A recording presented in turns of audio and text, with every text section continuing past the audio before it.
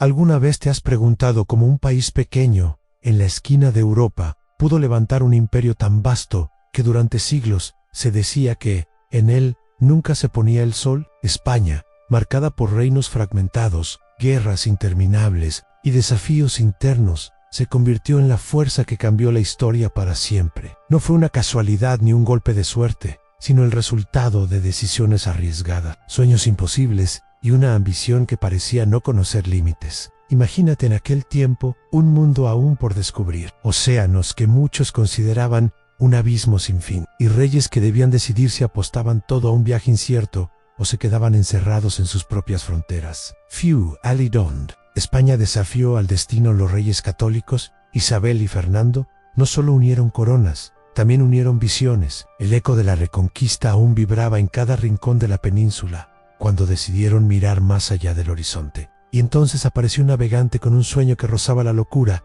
cruzar mares desconocidos en busca de un mundo que nadie podía asegurar que existiera. En un ambiente de intriga, fe y tensión, nació la expedición que abriría las puertas a un nuevo capítulo de la humanidad. ¿Qué habría pasado si la reina Isabel hubiera dicho que no? Si España hubiera renunciado a la idea de conquistar los océanos, la historia habría tomado un rumbo completamente distinto. Y tú y yo viviríamos en un mundo que hoy ni siquiera podríamos reconocer. El Imperio Español no fue solo una suma de territorios. Fue la primera red global que conectó continentes, culturas y pueblos. Las carabelas que partieron desde Palos no solo llevaban hombres y provisiones, llevaban consigo la idea de que el fin del mundo podía ser conquistado. Cada conquista, cada ruta abierta, cada mapa trazado, era una declaración. España no se conformaba con lo conocido. España quería abarcarlo todo, y en esa ambición forjó un imperio que marcaría a fuego la historia universal. Pero lo que hace fascinante esta historia no son únicamente las victorias, los descubrimientos o las riquezas que inundaron Sevilla y Madrid. Lo verdaderamente impactante es cómo un pueblo que parecía condenado a las disputas internas terminó transformándose en el epicentro del poder mundial. En apenas unas décadas, lo que había sido un reino vulnerable se convirtió en un imperio, donde los días comenzaban en Asia y terminaban en América. El sol nunca descansaba sobre sus dominios. Esa frase, más que un símbolo, era una realidad que asombraba y aterrorizaba a sus rivales. Sin embargo, no se trataba solo de territorios conquistados, sino de una nueva visión del mundo. Las rutas comerciales conectaban culturas que jamás habían tenido contacto. El idioma se expandía hasta convertirse en uno de los más hablados del planeta, y la religión se propagaba en misiones que dejaban huellas imborrables. Era como si España hubiese decidido no solo ampliar sus fronteras, sino redibujar el mapa entero de la humanidad. Y lo logró. Pero detrás de ese brillo había tensiones ocultas, decisiones difíciles y un precio muy alto que tarde o temprano el imperio tendría que pagar. Porque ningún poder es eterno, y hasta el sol más brillante tiene un momento en que comienza a ocultarse. Lo sorprendente es cómo esa historia, llena de grandeza y contradicciones, aún sigue viva en nuestras ciudades, en nuestras lenguas y en nuestras tradiciones. Y para entender cómo España llegó a convertirse en el imperio que no conocía, el fin del mundo, necesitamos volver al inicio, al instante en que todo comenzó. Y si esta historia ya te está sorprendiendo, imagina lo que aún nos queda por descubrir juntos. Antes de seguir avanzando, quiero pedirte algo muy sencillo, pero que hace toda la diferencia para que podamos continuar trayendo contenidos como este. Deja un me gusta en este vídeo ahora mismo. Parece un gesto pequeño, pero es la forma en la que YouTube entiende que esta historia merece llegar a más personas apasionadas por la historia y la cultura, como tú. Y dime algo en los comentarios. ¿Alguna vez has sentido esa fascinación al pensar que tus propios pasos, tus palabras y hasta tu lengua están conectados con un pasado tan inmenso como el del Imperio Español? Escribe aquí abajo tu experiencia o simplemente comenta: quiero aprender más, para que yo sepa que este viaje también es importante para ti. Tu voz es parte de esta comunidad y cada comentario nos ayuda a construir un espacio donde la historia cobra vida. Y si aún no lo has hecho, te invito a suscribirte ahora mismo al canal. No se trata solo de ver un vídeo más, se trata de embarcarte en un viaje continuo, donde cada capítulo revela secretos, misterios y enseñanzas que siguen influyendo en nuestra vida actual. Al suscribirte, aseguras tu lugar en esta travesía épica y garantizas que no te pierdas ningún detalle de los próximos episodios, porque esta no es solo una narración del pasado, es una ventana a comprender nuestro presente. Y lo que viene a continuación en esta historia te dejará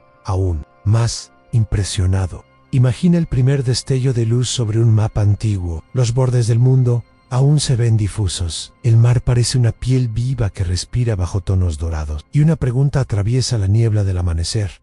¿Cómo un reino dividido en la península ibérica llegó a levantar el imperio más vasto que la historia mundial había visto jamás? Este no es solo un relato de conquistas, es el surgimiento de una idea que reordenó rutas comerciales, cambió la cartografía, encendió las grandes navegaciones y convirtió a España en el primer poder verdaderamente global. Durante siglos, los cronistas lo dijeron con una mezcla de asombro y orgullo. En el imperio español nunca se ponía el sol. Y no era metáfora. Mientras amanecía en Asia, el día ya latía en América. Y cuando anochecía en Europa, en el Pacífico aún brillaban las velas de los galeones. Cierra los ojos por un instante y escucha el puerto en maderas crujientes. Cuerdas tensadas, voces que se mezclan en castellano, catalán, árabe, náhuatl, quechua, campanas, rezos cortos, promesas. En los muelles de Sevilla, corazón económico del imperio, los barcos cargan plata americana, especias asiáticas, sedas, porcelanas y libros. La cartografía deja de ser teoría en se vuelve un mapa vivo de decisiones. Cada línea dibujada sobre el pergamino responde a una historia en tormentas, corrientes, vientos alisios, estrechos peligrosos, puertos aliados. La cartografía hispana, alimentada por cronistas, pilotos y cosmógrafos, no solo describe el mundo, lo hace navegable, comerciable, conectable. Es la ingeniería invisible que sostiene un sistema de rutas comerciales que une Manila con Acapulco, Veracruz con Sevilla, Cádiz con las Canarias, y de ahí a África y al Índico.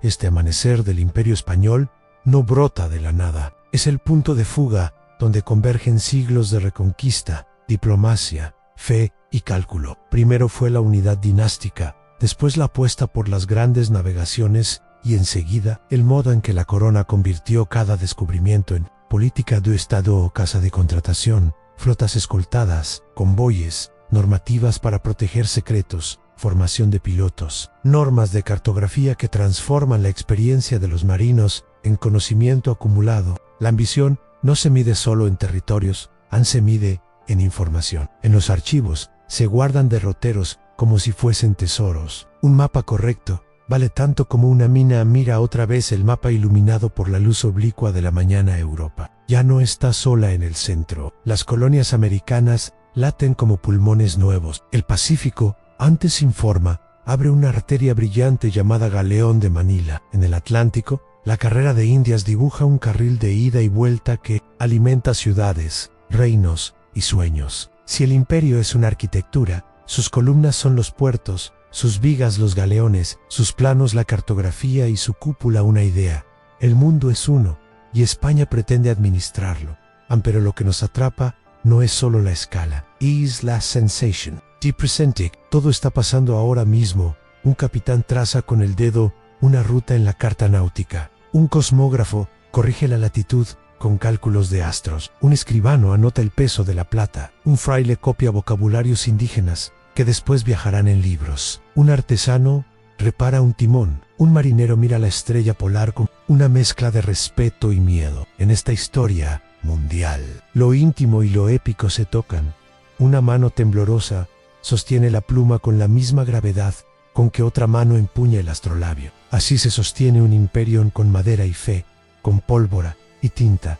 Claro que no todo es brillo. La misma luz que enciende los océanos dibuja sombras largas en rivalidades, espionaje, tormentas, derrotas que más adelante contaremos. Por ahora, quédate en esta orilla del relato donde todo parece posible. En el papel, las rutas se extienden como venas azules. Sobre el mar, los galeones parecen catedrales en movimiento. En la imaginación, el imperio late como una promesa que empuja hacia el siguiente puerto. Este es el hechizo de la cartografía imperial. Reduce lo inconmensurable a una escala humana, pero al mismo tiempo nos recuerda que siempre hay un borde. Más allá del borde, y quizá por eso la frase nunca se ponía el sol, nos sigue estremeciendo. No es solo la medida de un dominio geográfico, es la metáfora de una ambición que conectó Europa, América, África y Asia. en una misma red de intercambio, conflicto y transformación. Todo está en marcha en la casa de contratación ajusta sus reglas, las rutas comerciales se perfeccionan, los puertos hierven de mercancías, el idioma español se expande como una vela que se infla con vientos nuevos. La historia universal se reorganiza alrededor de una idea que hoy nos parece evidente. El planeta es una sola trama. Antes de pasar al siguiente tramo, te propongo un pequeño pacto simbólico para que esta narrativa histórica nos acompañe de verdad. Si este amanecer del Imperio Español te encendió la curiosidad, deja para el final de este bloque un eco en los comentarios con la frase "Nunca se pone el sol" o "Quiero aprender más". Será nuestra contraseña para seguir navegando juntos por este mapa que aún guarda secretos. Y ahora, avancemos. Porque lo que parecía un destello en el papel, pronto se convertirá en una ruta trazada sobre el océano abierto. España no nació como una sola voz, sino como un murmullo de muchas lenguas, costumbres y lealtades. Durante siglos, la península fue un mosaico de reinos en Castilla, Aragón, Navarra, Granada, territorios con orgullos antiguos, con memorias de frontera y cicatrices de reconquista. En ese paisaje fragmentado, el poder no estaba en una capital que todo lo ordenara, sino disperso en monasterios, cortes itinerantes, ciudades con fueros y nobles que defendían sus privilegios como si fueran un mapa propio. La historia mundial rara vez observa con detalle los silencios antes del estruendo. Sin embargo, aquí, en los silencios de esas plazas medievales y de esas murallas cansadas, comenzó a gestarse la metamorfosis que daría forma a la monarquía hispánica. La Reconquista no fue solo una guerra larga, fue, sobre todo, una escuela de paciencia, administración y fe. Aprendió a negociar tributos y pactos, a sostener líneas de abastecimiento, a leer el territorio con una mezcla de devoción y cálculo. Ese aprendizaje lento, que parecía no terminar nunca, afinó la mirada de los gobernantes y templó el carácter de un pueblo acostumbrado a resistir. Cuando la historia decide acelerar, suele hacerlo apoyándose en fuerzas que se han estado preparando durante generaciones. Así, el matrimonio de Isabel de Castilla y Fernando de Aragón no fue un capricho dinástico Masan, fue el cruce de dos tradiciones políticas que se necesitaban mutuamente. La unión dinástica no borró las diferencias, pero encendió una idea. Simple y poderosa, juntos podían mirar más lejos a los reyes. Católicos entendieron que la grandeza exige orden, y el orden comienza por la casa. Reorganizaron finanzas, consolidaron consejos, profesionalizaron la justicia, pusieron límites a la nobleza díscola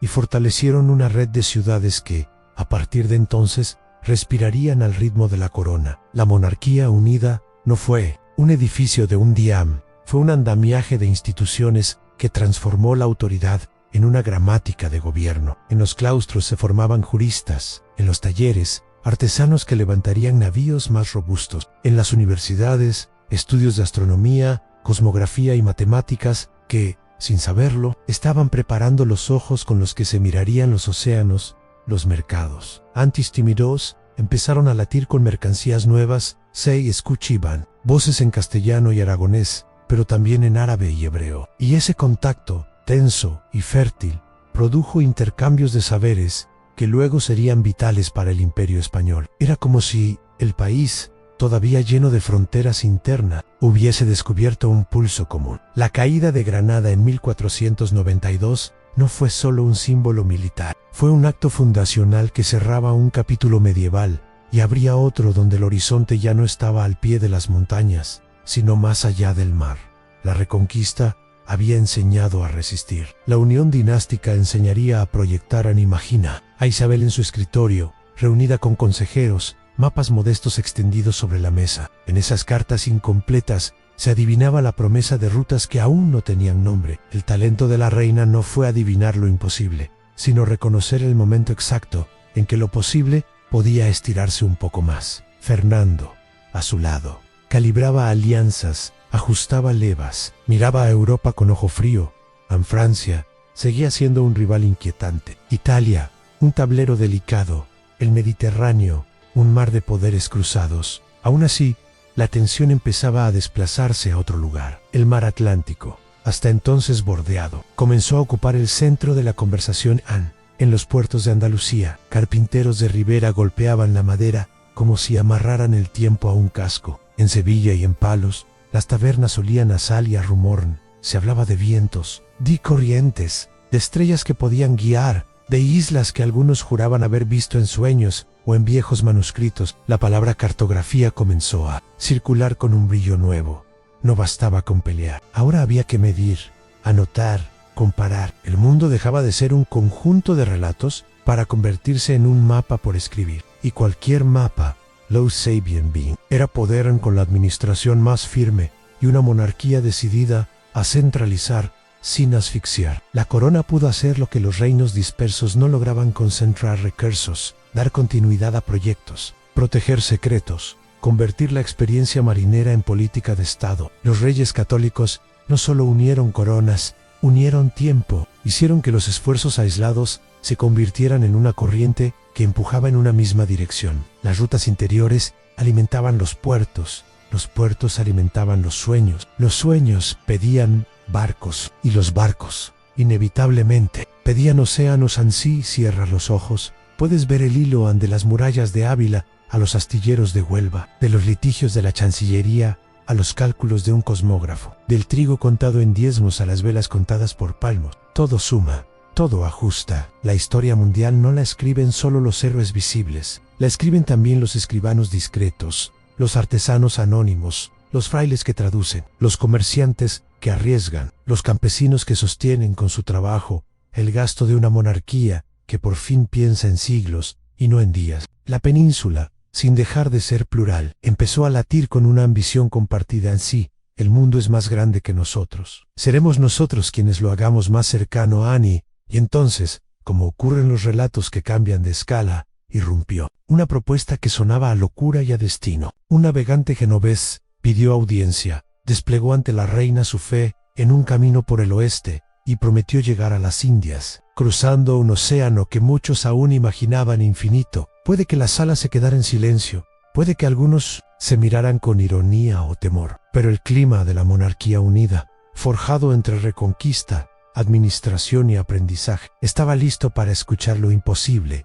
con oídos de oportunidad. Lo que vino después ya no fue solo un viaje, fue el giro que haría del Imperio Español una arquitectura planetaria, el primer sistema capaz de hilvanar rutas, lenguas y mapas en una sola historia compartida. Y ese giro está a punto de comenzar. Ese año no es solo una cifra en los manuales escolares, es una frontera entre dos mundos, mientras las banderas castellanas ondeaban sobre las torres de Granada, marcando el fin de la reconquista. En los puertos del sur de España se preparaba un acontecimiento que iba a redefinir la historia universal. La caída del último reino musulmán en la península cerraba 8 siglos de lucha, pero casi al mismo tiempo, una idea extraña, audaz y peligrosa, se abría paso en la corte de los reyes católicos. Era la visión de un hombre que no pertenecía a España, pero que iba a convertir a la monarquía hispánica en dueña de horizontes que hasta entonces parecían inalcanzables. En Cristóbal Colón, un navegante genovés marcado por obsesiones y rechazos, llevaba años insistiendo en lo que muchos consideraban un delirio al llegar a las Indias navegando hacia Occidente. Su insistencia había sido motivo de burla en otras cortes europeas. En Lisboa lo habían recibido con cálculos fríos y negativas secas. Pero Colón tenía algo que no se podía descartar fácilmente: en fe en su destino, una convicción casi mística de que el océano escondía una ruta secreta. Cuando llegó ante Isabel la Católica, su propuesta parecía más un salto al vacío que un proyecto razonable. Apostar por él significaba invertir recursos en un viaje que podía terminar en la nada, en la muerte o, peor aún, en la humillación internacional. A la reina, sin embargo, supo leer más allá de las cifras y los miedos. España acababa de unirse bajo una sola monarquía, y con esa unión llegaba también la necesidad de soñar en grande. Financiando a Colón, Isabel y Fernando, no solo arriesgaban dinero, arriesgaban reputación, prestigio y la promesa de que su reinado no se limitaría a consolidar lo ya conquistado, sino a abrir caminos nuevos. En la decisión de apoyar a Colón había una intuición política y espiritual. Si Dios había concedido a Castilla la victoria sobre Granada, tal vez también le concediera la llave de un mundo desconocido, a la imagen de las 3 carabelas. La niña La Pinta y la Santa María, zarando desde Palos de la Frontera, es más que un cuadro repetido en los libros de historia. Representa el instante en que Europa dejó de mirarse a sí misma y se lanzó a la vastedad de lo desconocido. Imagina esa mañana de agosto a marineros nerviosos, familias despidiéndose entre lágrimas, la incertidumbre flotando en cada ola. Los barcos se adentraron en un océano que muchos todavía consideraban infinito, un espacio cargado de supersticiones, donde se temían monstruos marinos y abismos sin fin. Cada vela desplegada era un acto de fe, cada jola confrontada, una prueba de resistencia. Durante semanas navegaron sin más brújula que las estrellas y sin más certeza que la confianza en su capitán. El descontento creció, las dudas se multiplicaron y hubo momentos en los que la tripulación estuvo al borde del motín. Colón, sin embargo, no se rindió. Supo mantener la fe viva, prometiendo tierra cuando apenas había horizonte. Y entonces, una madrugada de octubre, el grito de un marinero cambió para siempre la historia. Tierra a la vista, aquella isla, que luego sería conocida como San Salvador, no era Asia como Colón creía, sino un continente entero, un mundo con civilizaciones milenarias, que de pronto entraba en la órbita de la monarquía hispánica. En lo que había comenzado como una apuesta arriesgada, se convirtió en un giro radical en la historia mundial. España, que hasta hace poco era un conjunto de reinos divididos, ahora se encontraba en la puerta de un imperio transatlántico. El viaje de Colón no fue solo un descubrimiento geográfico, fue una transformación política, económica y cultural que abrió rutas comerciales inéditas, encendió ambiciones imperiales y selló la frase que cambiaría para siempre la identidad de España.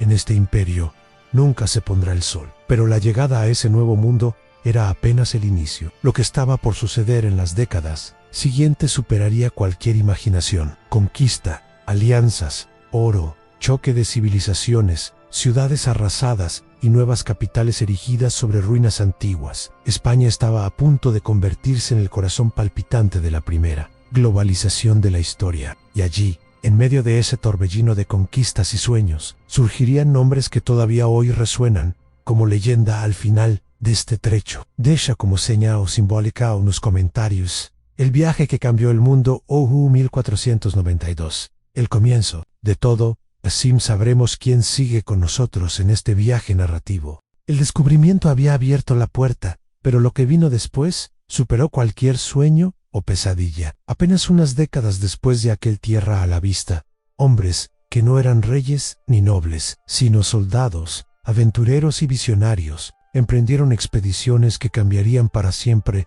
la faz de América y el destino de España. Eran pocos, mal equipados, y sin embargo llevaban consigo la fuerza de un imperio en ascenso y la convicción de que Dios y la corona les habían concedido una misión imposible: conquistar lo inconquistable. En 1519, Hernán Cortés desembarcaba en las costas del actual México con apenas unos cientos de hombres. Frente a él se levantaba el esplendor del imperio azteca, con su capital Tenochtitlán, una ciudad majestuosa, erigida sobre lagos, con templos que rozaban el cielo y mercados más grandes que cualquier plaza europea. Cortés sabía que no podía vencer solo con armas. Usó alianzas con pueblos sometidos por los aztecas, desplegó astucia política y no dudó en aprovechar las divisiones internas. El choque fue brutal al sangre. Fuego y traición marcaron cada paso, pero en apenas 2 años, lo imposible ocurrió. En Tenochtitlán cayó, y con ella un mundo entero se derrumbó bajo las banderas de Castilla. Poco después, en el sur, Francisco Pizarro emprendió su propia odisea contra el vasto imperio inca. Apenas con 168 hombres y 27 caballos, se enfrentó a un ejército de decenas de miles. La escena en Cajamarca quedó grabada para siempre. Los españoles tendieron una emboscada, capturaron al emperador Atahualpa y con ese golpe de audacia desarticularon el poder de una civilización que había dominado los Andes durante siglos. A cambio de su libertad, el emperador ofreció llenar de oro y plata una sala entera, y cumplió. Fue el rescate más grande jamás visto, pero Atahualpa nunca recuperó su trono. Mientras tanto, Sevilla se transformaba en el corazón del comercio mundial. Desde el puerto del Guadalquivir, flotas cargadas de metales preciosos zarpaban rumbo a toda Europa. El oro y la plata del Nuevo Mundo alimentaban las arcas de la corona, financiaban guerras en el continente y convertían a España en el centro financiero de la época. Pero también esa abundancia traía consigo corrupción, desigualdades y un lujo que parecía inagotable. No era solo conquista militar, era un choque de mundos. Religiones, lenguas, costumbres y visiones del universo se encontraron de frente. Para unos fue liberación y nueva fe, para otros fue opresión y pérdida. Los misioneros levantaban cruces donde antes había templos sagrados. Los cronistas escribían sobre dioses extraños y sacrificios humanos, y los cartógrafos dibujaban, fascinados, paisajes que parecían sacados de un sueño en selvas infinitas. Cordilleras Nevadaos, desiertos interminables. En España no solo conquistaba tierras, conquistaba la imaginación de toda Europa. Cada noticia que llegaba de ultramar encendía ambiciones en soldados, mercaderes y aventureros. Se lanzaban en masa buscando fortuna. Algunos encontraban gloria, otros miseria, pero todos alimentaban la maquinaria de un imperio que parecía imparable. El eco de estas primeras conquistas resonaba en cada rincón del continente. Un nuevo mundo había sido abierto, y España era su dueña. Sin embargo, lo que para unos era el amanecer de una era dorada, para otros era el inicio de la pérdida. Wild Dola, detrás del oro y la gloria, había también lágrimas, enfermedades desconocidas que diezmaron poblaciones enteras y una transformación cultural irreversible. Dos mundos que habían vivido separados durante milenios se entrelazaban de golpe, y nada volvería a ser como antes. Y mientras Sevilla brillaba con el oro americano y las crónicas narraban hazañas heroicas, la monarquía ya preparaba el siguiente paso, en extender su dominio más allá de los mares, unir continentes en una red nunca antes vista, y levantar el primer imperio verdaderamente global. El oro y la plata que fluían desde América no eran el único símbolo del poder español. Lo que estaban haciendo iba mucho más allá de la riqueza. Era un entramado de territorios, rutas y culturas que por primera vez en la historia conectaban el planeta entero bajo un mismo estandarte. España estaba construyendo algo que ninguna civilización había logrado. El primer imperio verdaderamente global. A las costas del Pacífico comenzaron a llenarse de galeones. Desde Manila, en Filipinas, zarpaban naves cargadas de sedas chinas, porcelanas y especias exóticas, cruzando un océano inmenso hasta llegar a Acapulco, en Nueva España. Allí la mercancía se descargaba y atravesaba el continente en caravanas para volver a embarcarse en Veracruz rumbo a Sevilla. Era el llamado Galeón de Manila, una arteria comercial que unía hacia América y Europa en un triángulo de intercambio sin precedentes. Mientras tanto, en el Mediterráneo, las banderas españolas ondeaban en Nápoles, Sicilia y Milán, y los tercios españoles eran temidos desde Flandes hasta el norte de África. El mundo entero se encontraba bajo la influencia de un poder que parecía no conocer límites. En el Atlántico, las Islas Canarias y el Caribe eran puntos estratégicos que servían de escala en las largas travesías. Mientras en el Pacífico, los conquistadores levantaban ciudades fortificadas en costas remotas para proteger rutas comerciales. El impacto cultural era tan vasto como el militar. En las ciudades coloniales de América, como Lima, México o Cartagena de Indias, se mezclaban estilos europeos con tradiciones indígenas y africanas, creando una arquitectura única, donde catedrales barrocas se levantaban junto a mercados vibrantes y plazas que reflejaban la vida cotidiana de un mundo en transformación. En Asia, los misioneros levantaban iglesias y colegios en Filipinas, donde los rezos en español resonaban entre palmeras y arrozales. Este tejido imperial no solo movía bienes, también movía ideas. El castellano se expandía como lengua, como la religión católica echaba raíces en continentes enteros, y las universidades fundadas en Lima, México y Manila comenzaban a ser centros de conocimiento que competían con las de Salamanca o Alcalá. Era un imperio de comercio y fe, de armas y palabras, donde todo parecía estar conectado por una red invisible que mantenía unido al planeta. El asombro de la época se reflejaba en los cronistas que no podían creer lo que presenciaban. Para un campesino en Andalucía, era impensable imaginar que la misma moneda que guardaba en su bolsillo había viajado por manos indígenas en México, había cruzado los océanos y quizás había sido intercambiada por seda en un mercado de Cantón. El mundo, por primera vez, era redondo en la práctica, y España estaba en su centro, pero junto con la gloria, empezaban a aparecer también las grietas. Mantener un imperio tan vasto exigía ejércitos, flotas y una burocracia que absorbía recursos infinitos. Y sin embargo, en este momento, el sol aún brillaba con fuerza. El esplendor del imperio alcanzaba todos los rincones, y España podía presumir de haber unido en un solo latido los 4 puntos cardinales en I. Mientras el poder se expandía y el mundo se hacía más pequeño bajo sus rutas, algo más comenzaba a gestarse a las rivalidades, porque ningún imperio crece sin despertar envidias y enemigos. Inglaterra, Francia y los Países Bajos miraban con recelo aquella bandera roja y dorada que parecía cubrir el planeta. Pronto, los mares se convertirían en campo de batalla y las flotas españolas tendrían que enfrentarse a su mayor desafío. El esplendor del imperio español era tan inmenso que parecía indestructible, pero la historia enseña que toda grandeza tiene un precio. Y España pronto descubriría que sostener un imperio global significaba también enfrentarse a enemigos globales. Inglaterra, Francia y los Países Bajos observaban con recelo cómo el oro y la plata fluían hacia Sevilla, como los galeones españoles dominaban las rutas oceánicas y como los tercios imponían su fuerza en Europa. La envidia se transformó en rivalidad y la rivalidad en guerra en las aguas del Atlántico y del Mediterráneo se convirtieron en escenarios de combates épicos. Piratas y corsarios, muchos respaldados por las coronas rivales, acechaban los barcos cargados de tesoros que cruzaban de América a Europa. La reina Isabel y de Inglaterra alentaba a marinos como Francis Drake, que no eran simples saqueadores, sino símbolos de una guerra silenciosa contra el gigante español. Los océanos, que habían sido vías de conexión y riqueza, se transformaron en campos de batalla donde cada travesía podía ser la última, pero la amenaza no venía solo del mar. En Europa, los Países Bajos se rebelaban contra el dominio español, en un conflicto que se prolongaría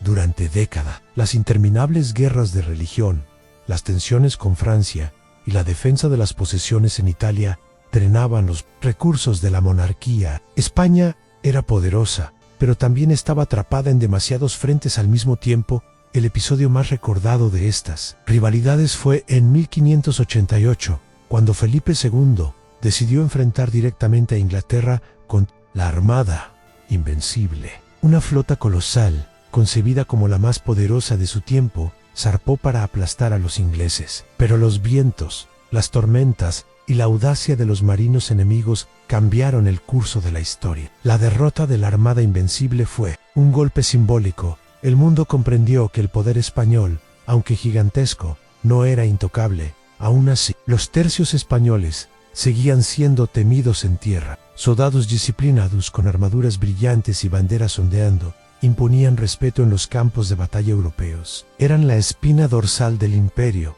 la máquina militar que había permitido la expansión y que todavía mantenía a raya a sus enemigos. Pero incluso ellos, los legendarios tercios, empezaban a sentir el peso del desgaste de tantas guerras. La riqueza que llegaba de América parecía infinita, pero una gran parte se gastaba en sostener ejércitos, pagar deudas mantener la maquinaria bélica. Lo que en un principio era abundancia, comenzó a convertirse en una carga insoportable. El imperio español estaba luchando en demasiados frentes, gastando demasiado dinero, derramando demasiada sangre. El precio del poder era cada vez más alto y, sin embargo, en medio de estas batallas, el imperio seguía brillando en otro aspecto.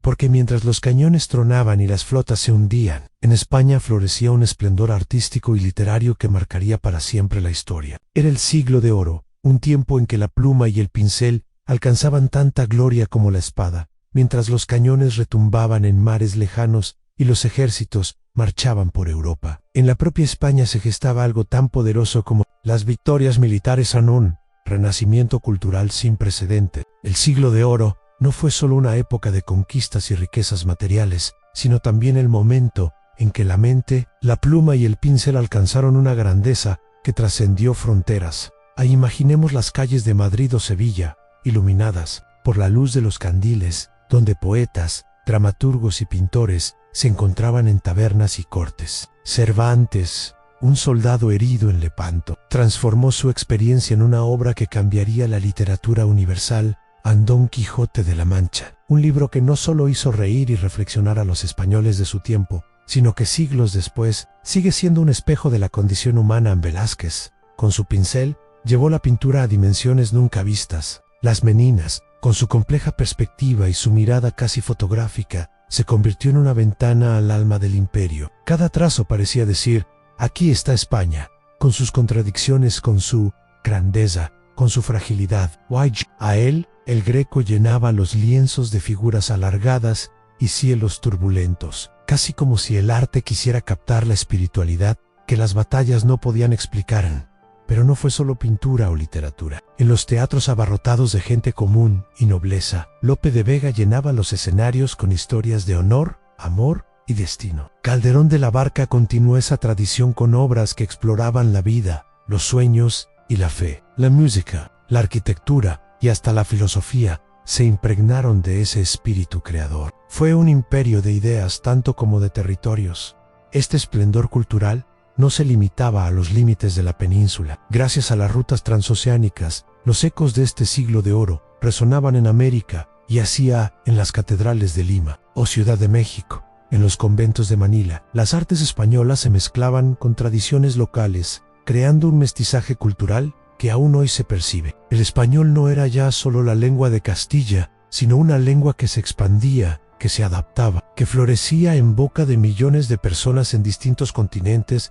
La paradoja era evidente. Mientras el imperio comenzaba a mostrar fisuras políticas y militares, su cultura alcanzaba cimas universales, como si la pluma quisiera inmortalizar lo que la espada no podía sostener para siempre. Era un recordatorio de que un imperio no se mide solo por su extensión en mapas, sino por la profundidad de las huellas que deja en la memoria colectiva.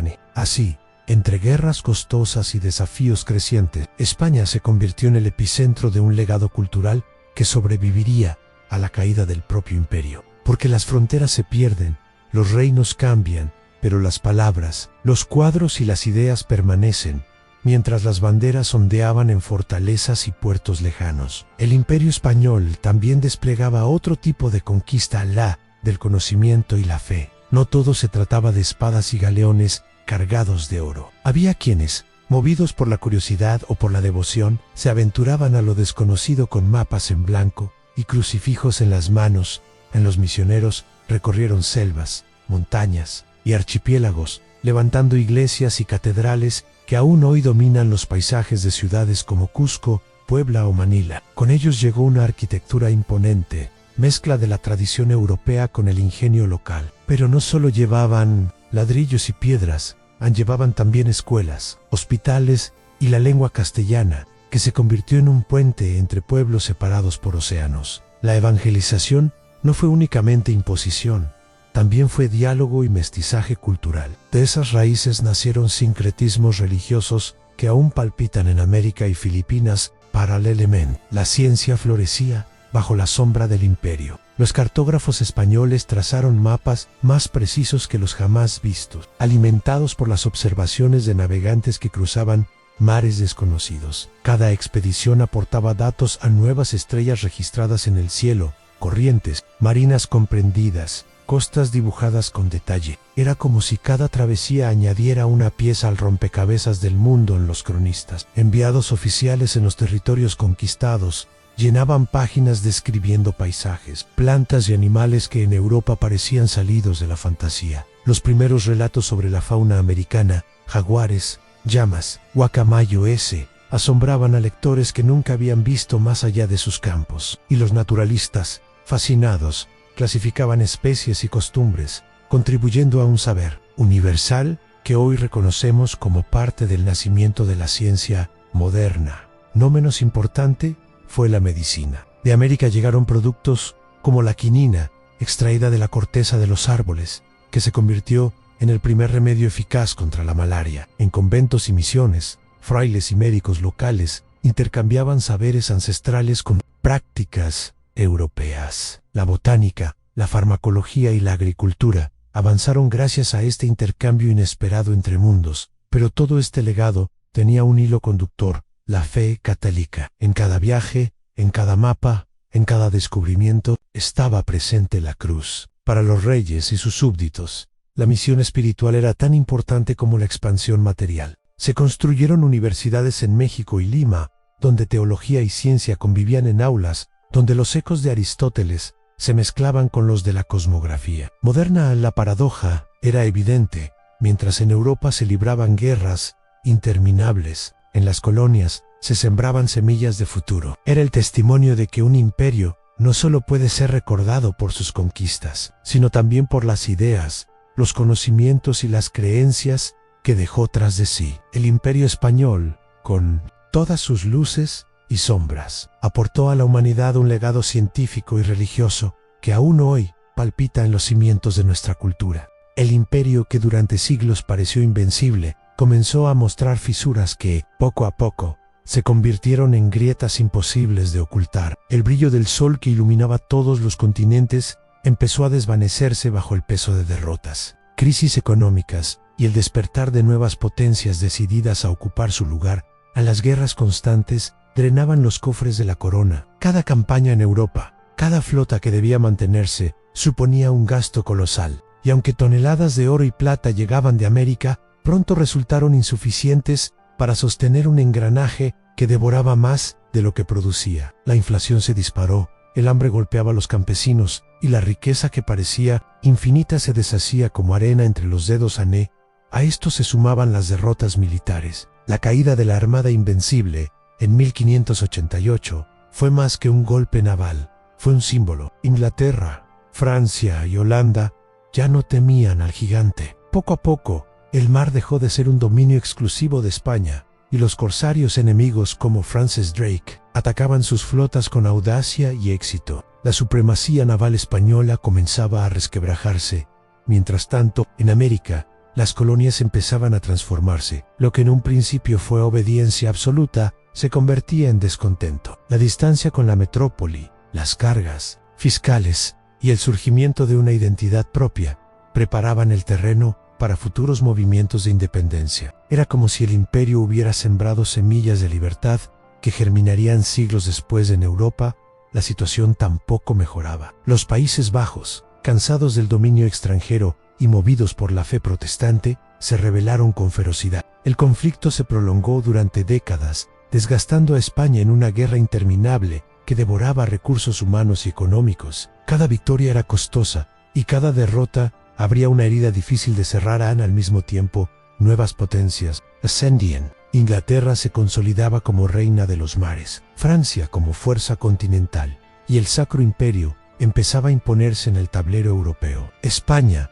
que una vez dictaba el destino del mundo, se veía obligada a reaccionar, siempre a la defensiva. Siempre con menos margen de maniobra. En las sombras se extendían también sobre la monarquía. Reyes como Felipe III y Felipe IV heredaron un imperio más grande de lo que podían manejar. La burocracia se volvía lenta, las decisiones se retrasaban y las intrigas cortesanas sustituían a las estrategias eficaces. La grandeza imperial se transformaba en rutina decadente, en un eco lejano de lo que alguna vez fue. A pesar de todo, la imagen del sol que nunca se ponía aún resistía en la memoria colectiva. Pero detrás del esplendor, la realidad era otra. Un imperio agotado, fracturado y cada vez más vulnerable. El contraste entre la gloria pasada y la fragilidad presente se volvía doloroso, tanto para los súbditos como para los propios monarcas. El siglo XVII fue testigo de esa lenta caída, un proceso que no se consumó en un solo día